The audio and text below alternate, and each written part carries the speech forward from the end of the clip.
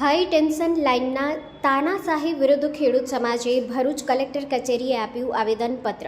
ભરૂચ જિલ્લામાં power grid corporation દ્વારા 765 કેવીના 2 અને 440 કેવીની 2 હાઈ ટેન્શન લાઇન ઊભી કરવા માટે ખેતરોમાં આડીધડ મહાકાય ટાવરો સ્થાપવાની તૈયારીઓ સામે ખેડૂતોમાં ભારે રોષ જોવા મળી રહ્યો છે.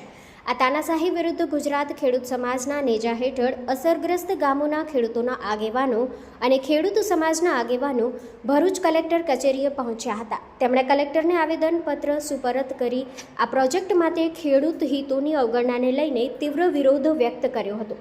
આવેદનપત્ર સોંપતી વખતે જયેશભાઈ પાલ, રમેશભાઈ પટેલ, જયેશભાઈ પટેલ હાંસલોદ, નવફલભાઈ પટેલ સહિતના આગેવાનો હાજર રહ્યા હતા. તેમણે જણાવ્યું હતું કે આ પ્રોજેક્ટ ખેડૂતોની જમીન અને જીવન પર નકારાત્મક અસર કરશે. તેમણે પાવર ગ્રીડ કોર્પોરેશન દ્વારા તાનાશાહીપૂર્વક લાદવામાં આવતી કામગીરીને રોકવા માંગ કરી હતી.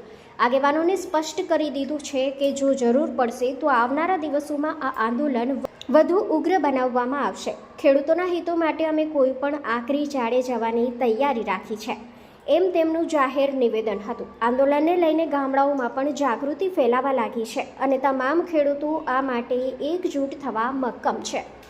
Reporter Azhar Pathan, Satya day news, Bharuch.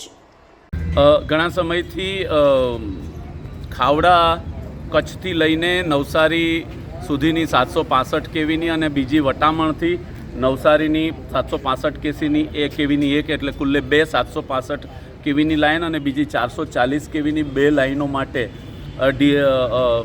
Power grid corporation of India limited દ્વારા ટાવર નાખવાના પ્રયત્ન કરવામાં આવે છે. કાયદાનું ઉલ્લંઘન કરીને ખેડૂતોને ધાકધમકી આપીને કાર્યવાહી કરવાના પ્રયત્નો કરવામાં આવે છે. એનો ખેડૂત સમાજ અને સમગ્ર ભરૂચ જિલ્લાના ખેડૂતો વિરોધ કરે છે.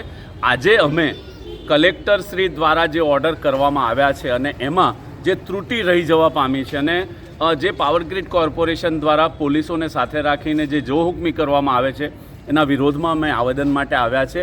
આવનારા દિવસોમાં જો આ જોહુકમી ઓછી ન થાય, બંધ ન થાય અને ખેડૂતો ઉપર જે અત્યાચાર કરવામાં આવે છે, જબરજસ્તી કરવામાં આવે છે, એ જો બંધ કરવામાં નહીં આવે તો આવનારા દિવસમાં અમે જલદ કાર્યક્રમ આપીશું.